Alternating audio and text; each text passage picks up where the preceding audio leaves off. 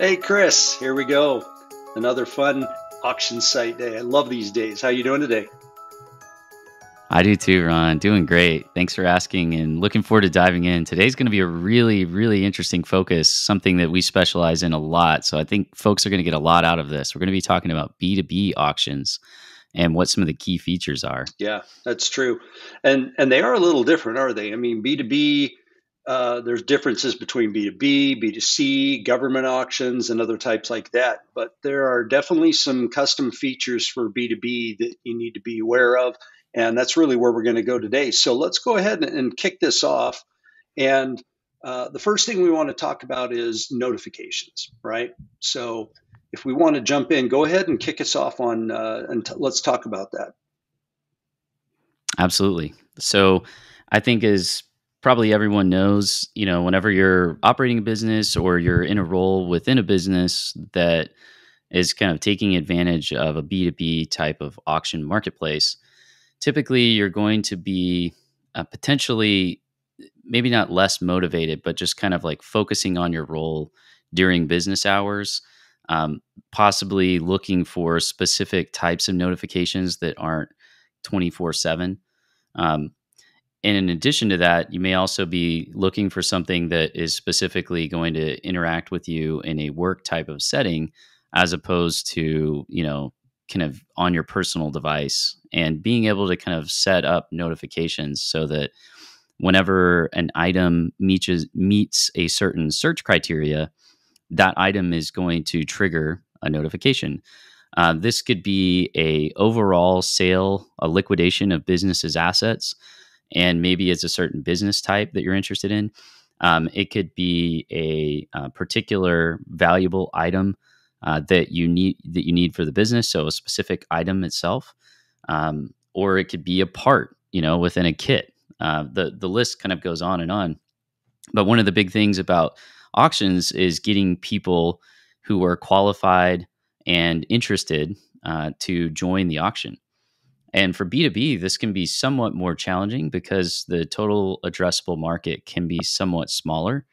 So notifications, therefore, are exponentially more important depending on your space. So it's really, really important that we have the ability to send out great notifications that don't get stuck in junk, that are going to get to the right person and at the right frequency, so they don't just ignore them. The other thing though is, Ron, whenever they're actually doing the bid, whenever they're going through the auction and they're putting a bid in, and maybe they've lost the top bid position, or if it's a seller and we're doing a reverse auction, or a certain type of auction that requires sellers to lower their cost, for example, during the bid, we need to make sure that these are timely notifications based on the scenario. So if it's a certain criteria, like it's an auction they're really interested in, or a particular item that they think is going to sell out quickly and they're very serious about it, they need to be able to get kind of escalated notifications if they want. So this would include mechanically being able to receive text notifications for certain types of notifications, but not everything. Being able to have a mobile app or a tablet app or a desktop notification tool, in addition to email and through the site itself. So there are a lot of mechanical pieces of the notifications that are important, but it also goes to the actual fulfillment process too. We want to make sure that our governance is enforced on the site. So notifications are really important, Ron. I'm curious if you want to elaborate on any of those or kind of go into more detail on any of them. Yeah, I remember back when I was in IT at WordPerfect. I mean, we had 5,500 employees, right? So you can imagine just the sheer number of cubicles we had for all the support, right? WordPerfect back in the day was famous for their tech support, and there were a billion cubicles. And we would buy warehouses because we would be watching these auctions. And as businesses would go out of business or get acquired or move, they would sell off their furniture. And we had one specific, and I don't remember what it is now, it's been so long, but there was this one specific brand of cubicle. So we were always watching for those. And every time a business cleared out, we swooped in and bought all their cubicles. And so we would have to, in IT, we'd go buzz over these warehouses and see just thousands and thousands of parts and bits and stuff. And we'd have to pull them all apart, get the parts and organize them all. But we would set up, and it was funny because it was, how much does it cost when teams would come and say, hey, I want to move, I'm growing my team. They would come to us and we would have costs and say, well, if you move a team of X, it would cost $500,000. If you move a team of X, it was $1 million. And we had these numbers down to where it was magical, but we could literally buy $500,000 worth of furniture for 20 to 50 grand at these auctions. And so I remember our business completely changing, and we bought all these warehouses, and we would just buy everything up and clear them out. And sometimes we'd have to take a whole lot, and there'd be a whole bunch of stuff we didn't want that we would just turn around and donate or resell, just because we were looking for very specific cubicle things that we could buy for pennies on the dollar. So being able to be notified of that. But like you said, the issue is really volume. Most auctions, like eBay, you've got thousands of people seeing that. But with B2B, it's businesses that are buying, and there's a heck of a lot less businesses than there are people. So a lot of the notification is also the proactive notifying people of auctions coming up. And I know on a previous auction, we talked about it and we called it the scouts, right? And that was kind of where you can go out and say, I'm looking for, and a very specific scout, and I'll bring a picture of it here up on the screen here when I put this in production, is called the trailer scout.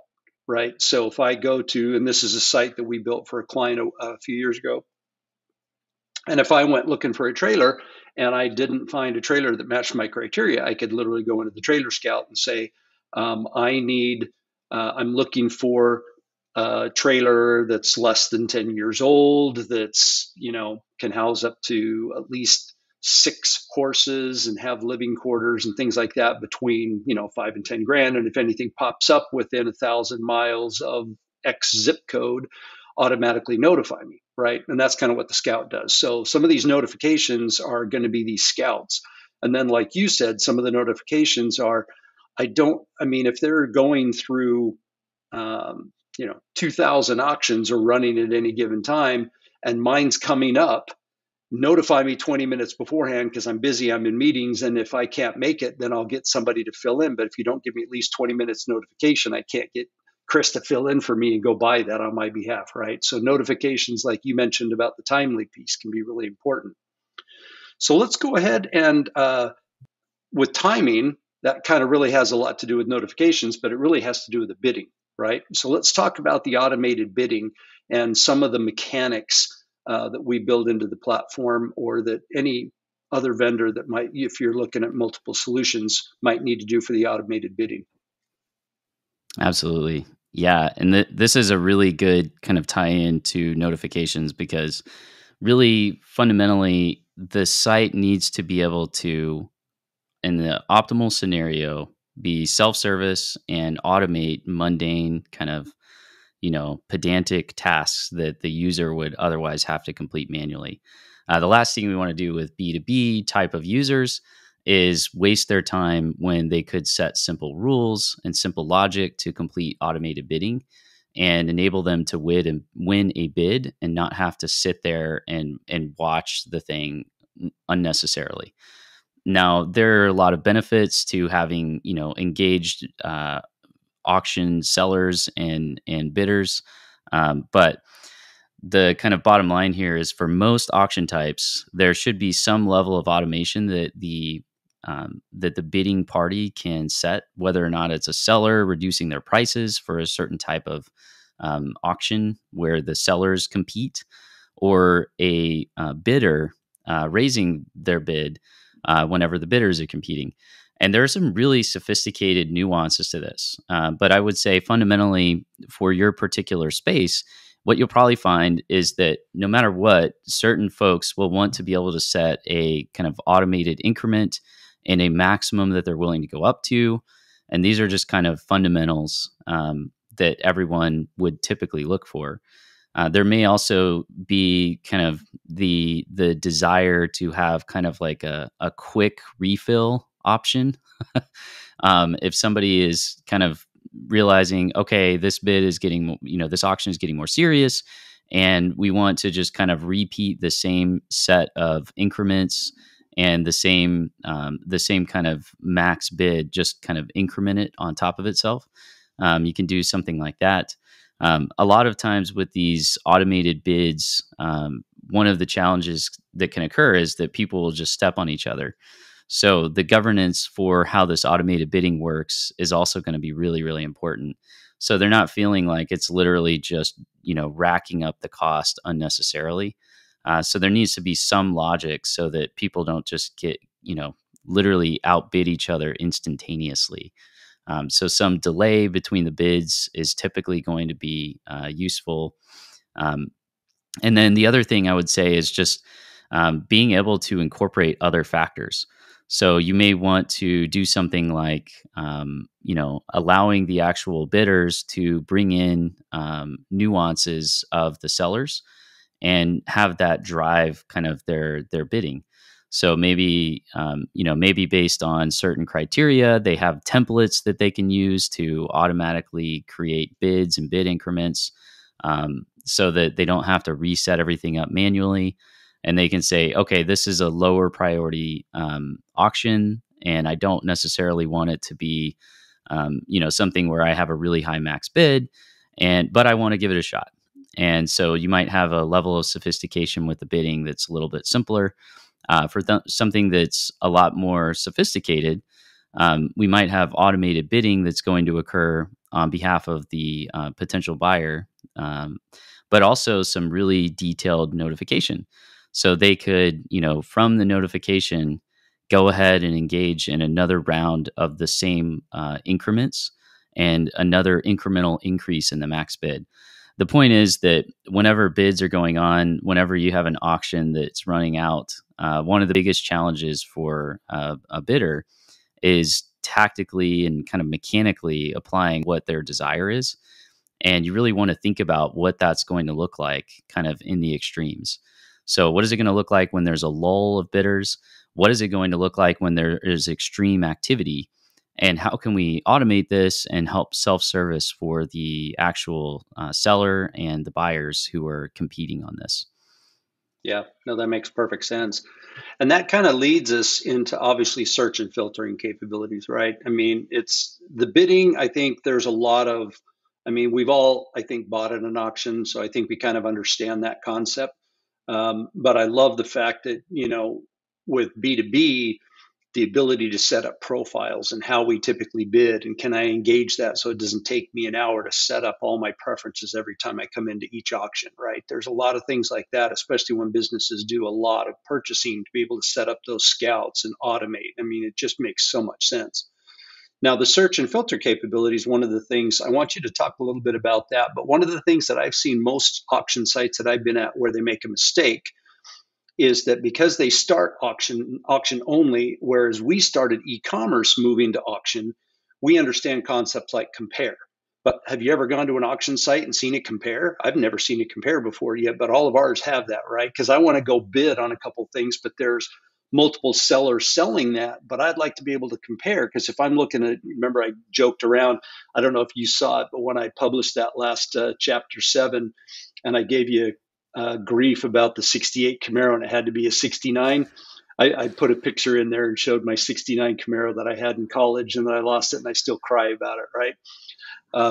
Same kind of thing. But if I came in and I'm looking at 69 Camaro and I do a search and there's 27 of them for sale, how do I choose which one? Do I really have to research an hour a piece? Or is there a way to, like in a traditional e-commerce sense, go, well, these 3 look like the best. Let me go check, check, check, compare, and go side by side. And then that way it's easy for me to see, the differences between them. So let's talk a little bit about the mechanics of a search and filter capability, and then throw a little bit of the compare in there, if you would, please. Absolutely. So this is really interesting because, like you said, Ron, whenever you're marrying this kind of DNA of this very robust B2B oriented e-commerce platform with auction capabilities, you get a lot more kind of density of capability for the same kind of cost and overhead to set it up. And in particular, with the search and filtering, one of the things that's really powerful is to have a NoSQL, a very fast response search capability. And kind of under the hood, we employ Elasticsearch, and Elasticsearch, without boring the listeners, with all the details, it makes it so that the search results can really scour tens of thousands and millions of records and look at all of the different attributes, literally all of them. There can be hundreds and hundreds, if not thousands, and return results that are intelligible within, a couple hundred milliseconds. So tenths of a second.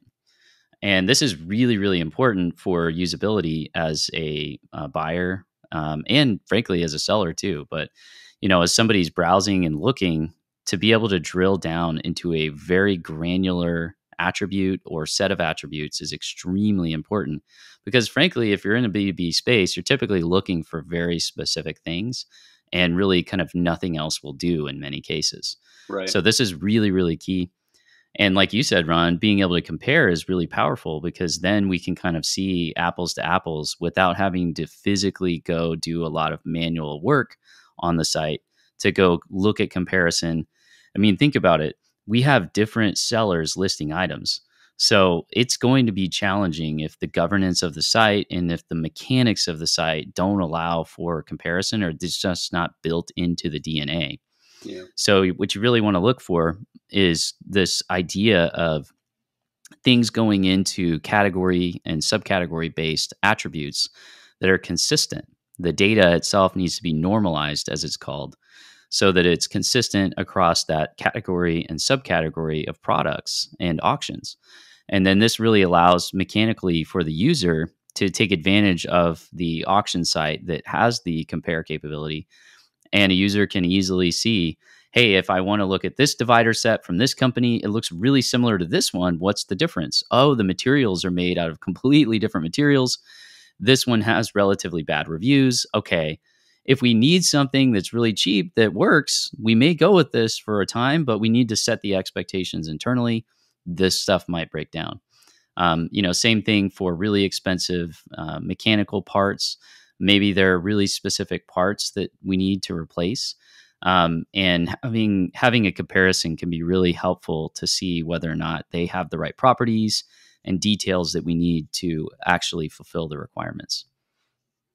Yeah, I think where most people make a mistake is that is on the person that built the site. That is on the person that manages the site. It's all on them. So, for example, if you and I were both listing an identical item and we didn't have many required fields when you and I went to list our auction item, right? And I went and put 100 attributes and you went and put 5.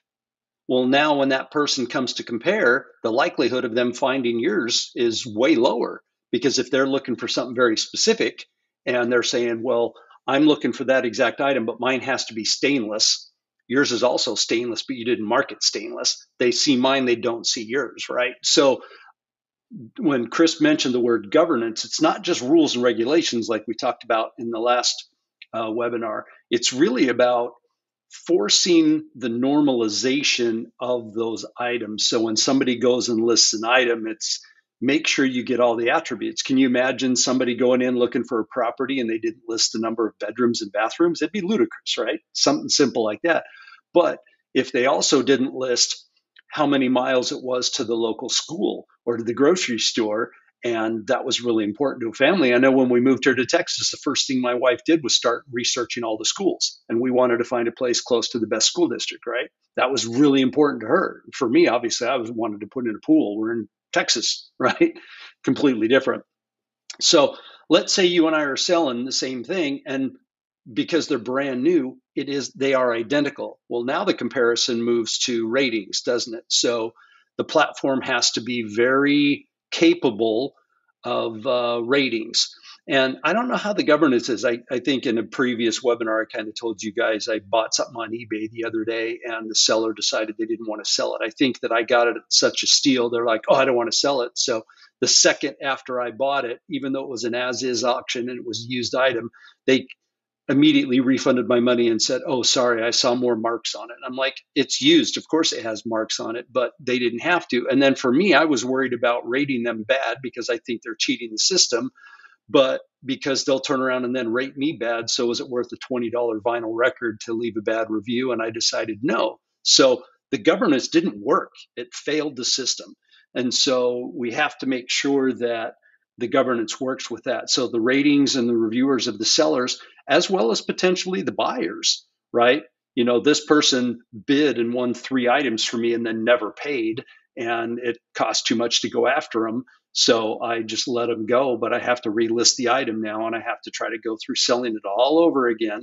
I mean, I've dealt with that on Craigslist, right? I put things on Craigslist and people then say, okay, great, I'll buy it. And then they don't show up.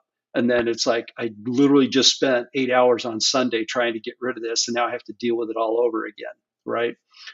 So let's move forward and talk a little bit about some of the other fulfillment options, right? Because fulfillment for B2B especially can be a big deal because, like even the Word Perfect example, we're buying an entire warehouse full of stuff, right? Government auctions and things like that. So depending on the types of items, I mean, these can be either expensive, complex, or other things. And I think you mentioned the word intermodal on a previous webinar, but we never really dived into that. So one of the things that I'd like to talk about is the logistics of being able to deal with and estimate shipping.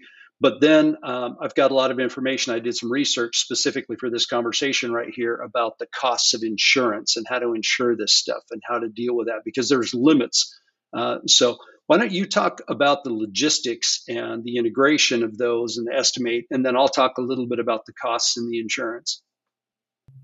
Okay, that sounds great. And this is a really deep topic, so we're going to end up hitting on this in other discussions, and we'll certainly kind of go into more kind of tangential specifics in future segments. But kind of the high level for B2B is that typically fulfillment is one of the classic challenges that a B2B scenario deals with.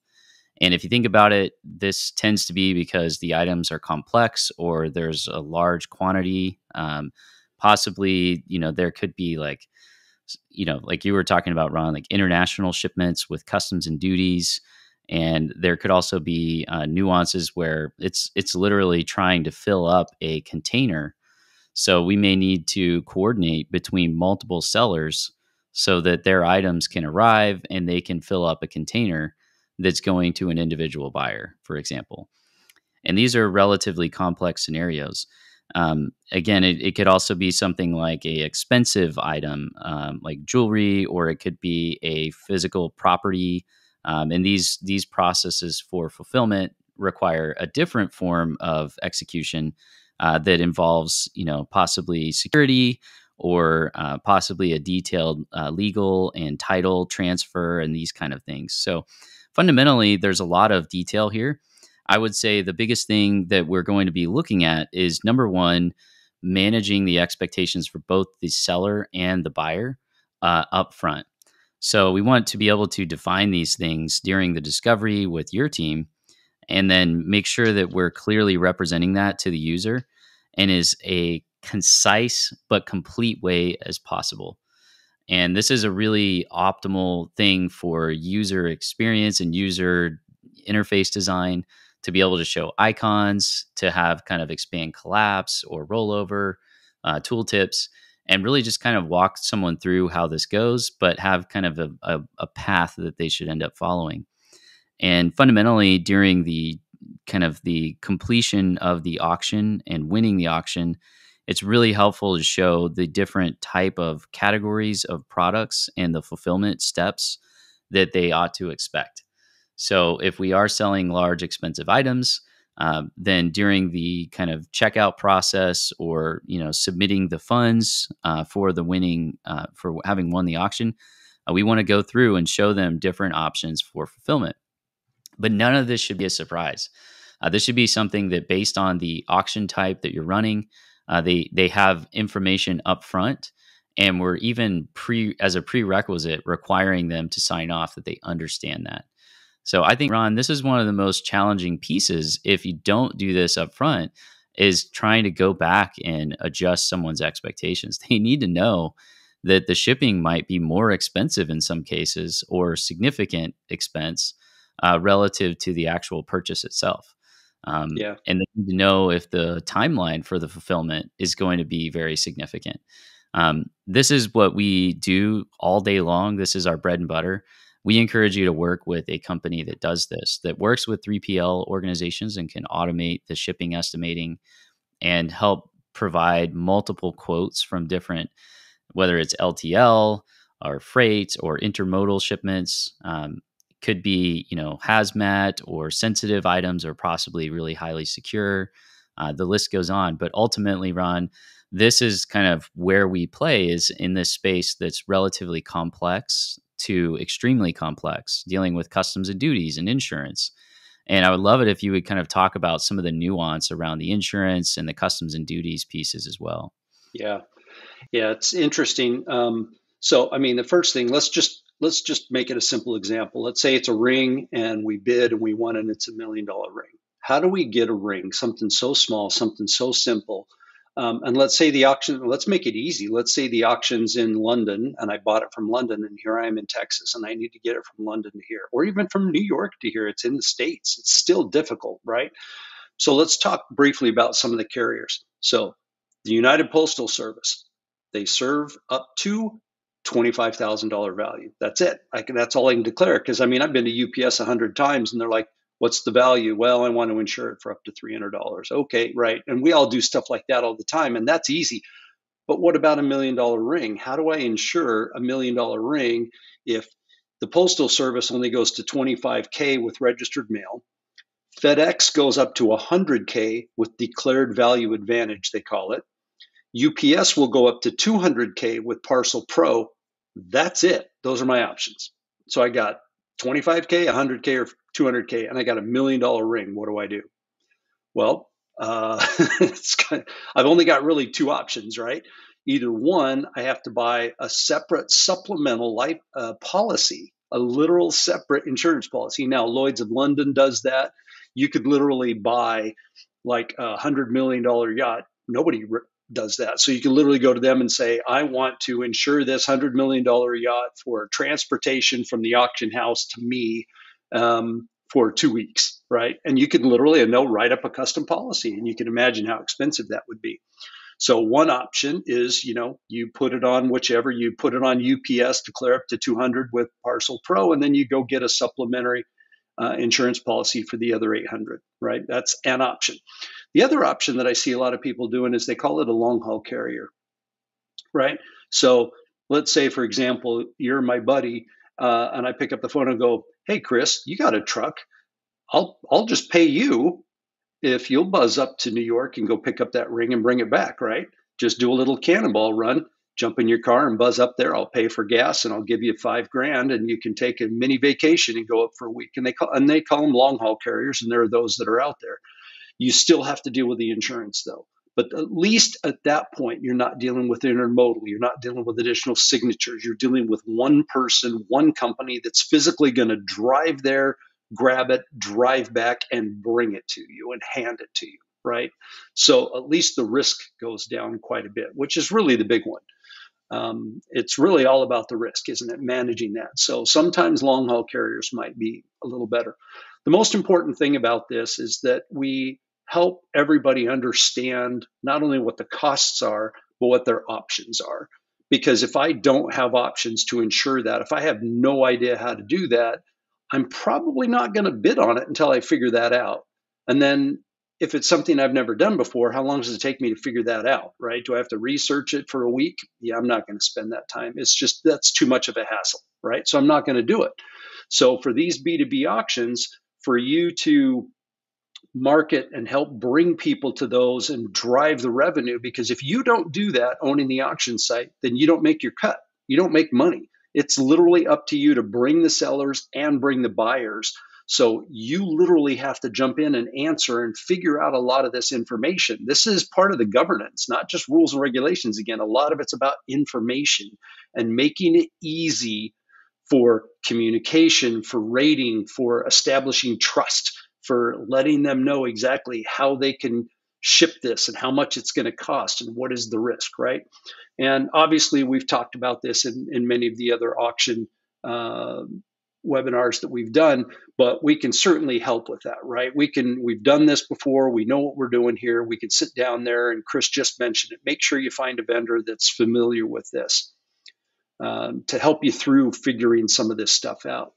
So let's move forward a little bit, and let's talk a little bit about some specific situations and different ways to, and we talked about this one as well, but that verification and identity verification, validation of funds and things like that, because I think that's kind of important, right?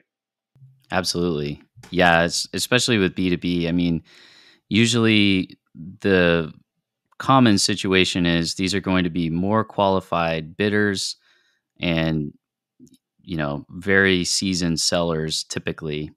And this is kind of on a relative scale, but they're going to be looking for serious transactions and legitimate interactions, if that makes sense. And so, Mm-hmm. what does that look like? Well, I think the first thing is letting everyone know up front with kind of the expectations that there is a verification process, both as a seller and a buyer.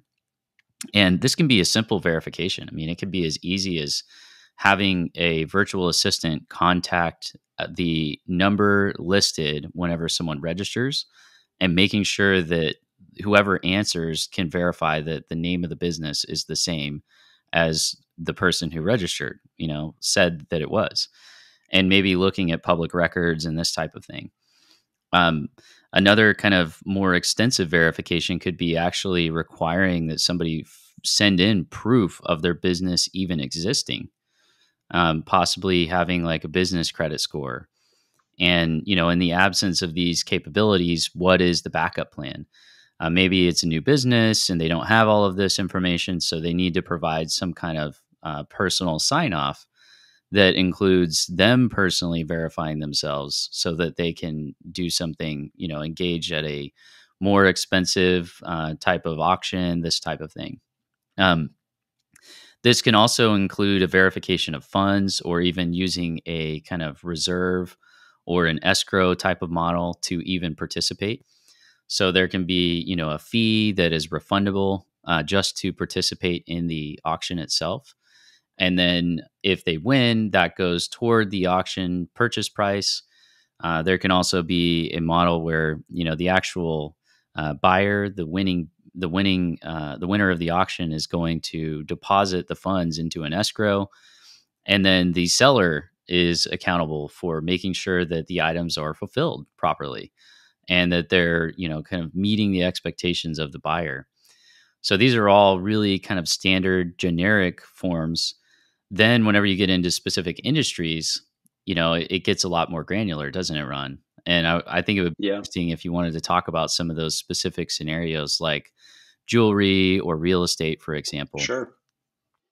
Yeah, well, if you think about it, um, it would be very easy for me if I was a jeweler to go get a rating, a GS, what is it, GSA? It's been a while since I bought a diamond, but to go get a rating for a diamond, right? But then I could take that rating certificate, take a picture of it, put it up on the auction site, and use that for 100 stones, right? Even if those other stones aren't that rating. So if you think about buying a property, one of the first things you do when you buy a property and um, your bid is accepted is you put in the earnest money, right? But then you typically, with that earnest money, get a window where you can go have your own inspection done, right? Every single property, that's the way we always done it, right?